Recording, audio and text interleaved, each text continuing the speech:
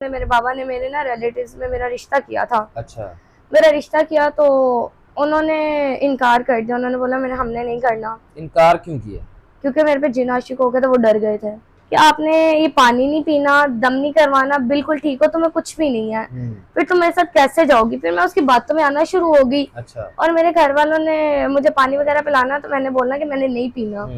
मेरे घर वालों ने फिर मुझे पता नहीं चलने देना, मुझे वो पानी पिलाते रहे। रिश्तेदारों में से कोई भी नहीं ऐसा जो अभी मेरे साथ इस टाइम शादी करने के लिए रेडी है। उसने हाजिरी करवाई, किस चीज की हाजिरी? जिन मतलब जिन को बुलाने की, और जिन मेरी बॉडी में आ गया था।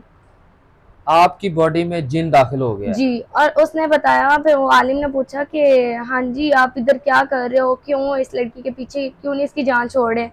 उन्हें बोला कि मैं इस पे आशिक हो गया हूँ, और मैं इसे कभी भी नहीं छोड़ूंगा, ये जिधर से आई है मैं इसे उधर ही लेके जाऊंगा। अस्सलाम वालेकुम नाजरीन, मैं हूं आपका अपना मेजबान ज़ोहैब सागर और आप देख रहे हैं मेरा अपना यूट्यूब चैनल। नाजरीन, आज एक ऐसी कहानी लेके आया हूं आपके पास। आप सुनेंगे तो हैरान हो जाएंगे कि ऐसा भी होता है। फिल्मों ड्रामों में देखा होगा कि खूबसूरत तरीन लड़कियों पे जिन्नात जो हैं वो आशिक हो जाते हैं। मैंने अपनी लाइफ में जो है बहुत कम रियलिटी देखी थी, लेकिन जब मुझे पता चला कि ये जो बैठी हुई है मेरे पास, इन पे भी जो है ना कुछ ऐसी जो है ना वो हवाई चीज़ें जिनको हम कहते हैं, जिन्नात कहते हैं, उनकी जो है इनमें जो हाज़िरी हुई, इनसे पता नहीं उनको मोहब्बत हुई या पता नहीं इन्होंने उनको छेड़ा, कुछ भी ऐसा क्या होता है, सारी कहानी इनसे जानते हैं कि कैसे हुआ, किस तरह से हुआ और कब हुआ। अस्सलाम वालेकुम। वालेकुम अस्सलाम। क्या हाल है? अल्हम्दुलिल्लाह वेल। अभी भी मैं किससे बात कर रहा हूँ? ऑब्वियसली मेरे से बात कर रहे हैं। कोई हवाई चीज़ तो नहीं है अंदर? नहीं नहीं, अल्हम्दुलिल्लाह मैं बिल्कुल ठीक हूँ।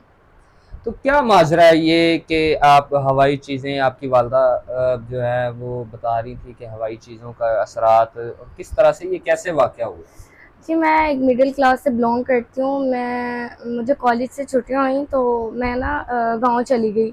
गांव गई तो मैक्सिमम 4 से 7 बजे का टाइम, 4 बजे तो हम चले गए बाहर कज़न्स के साथ। पता है गांव में जाएं कहीं भी जाएं तो कज़न्स वगैरह बाहर ले जाते हैं, चलो हम घूमते हैं, आप बाहर से शहर से आए हो, आपको हम गाँव का माहौल दिखाते हैं। बस कज़न्स के साथ मिलके मैं गाँव चली गई, मतलब घूमने फिरने चली गई। और हम पता नहीं कौन सी ऐसी जगह थी जिधर से हम गुजरे हैं।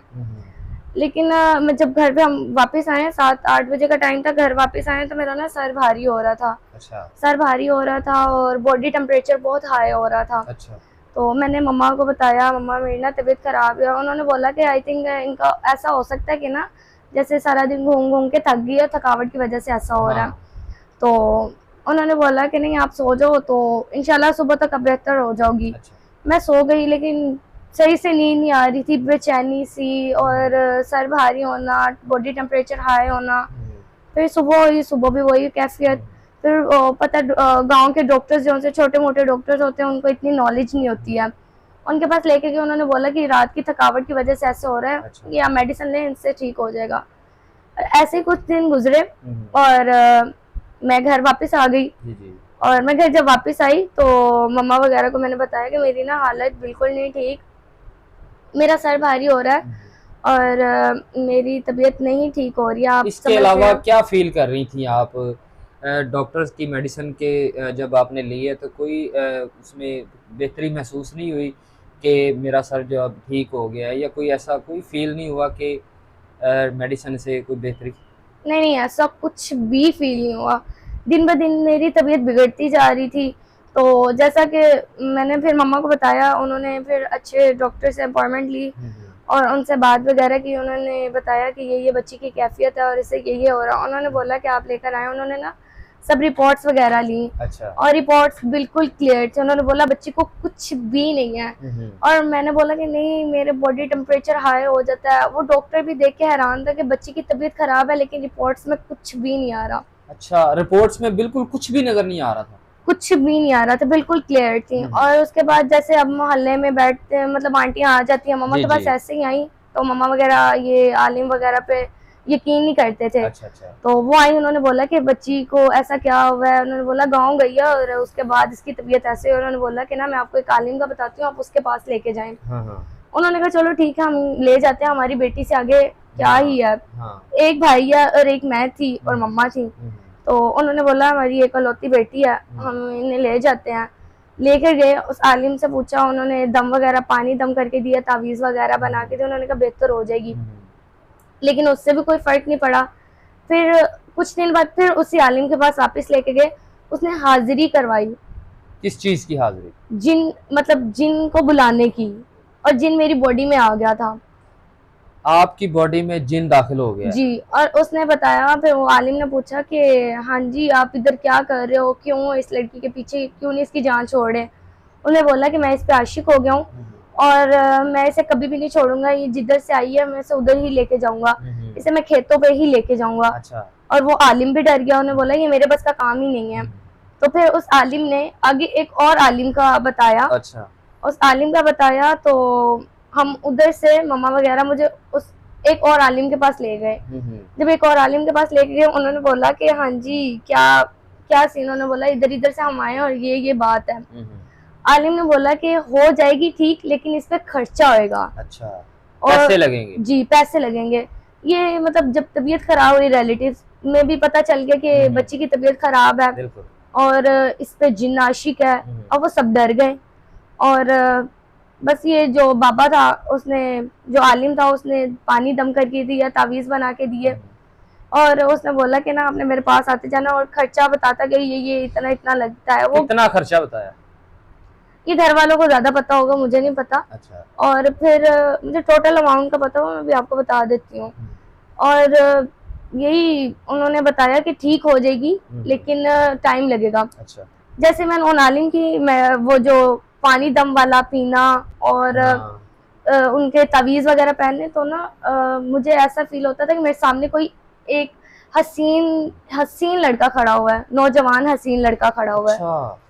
और वो जिन हसीन लड़कों में, नौजवान लड़कों में मेरे सामने आता था और मुझे कहता था कि आपने ये पानी नहीं पीना, दम नहीं करवाना, बिल्कुल ठीक हो, तुम्हें कुछ भी नहीं है, फिर तुम मेरे साथ कैसे जाओगी। फिर मैं उसकी बातों में आना शुरू हो गई। अच्छा। और मेरे घर वालों ने मुझे पानी वगैरह पिलाना, तो मैंने बोलना कि मैंने नहीं पीना। मेरे घर वालों ने फिर मुझे पता नहीं चलने देना, मुझे वो पानी पिलाते रहे। और वो जिन था, मैंने उसे बोला कि तुम अपनी ना असल शक्ल में आओ, जो तुम्हारी रियल शक्ल है ना उसमें आओ, रियल फेस में। और उन्होंने बोला कि नहीं, मैं अगर अपने रियल शक्ल में आया तो तुम डर जाओगी।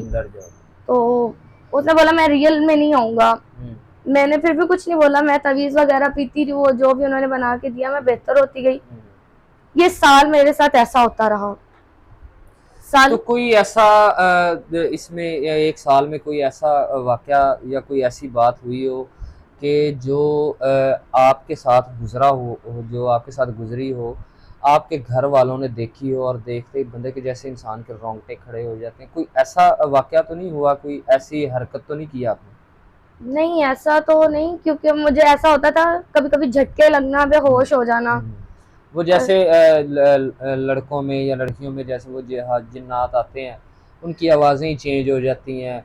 लड़का है तो कुड़ी लड़की की आवाज़ में बोलने लग जाएगा, कोई और ज़ुबान बोलने लग जाएगा। ऐसे बहुत सारे वो होते हैं जो है ना।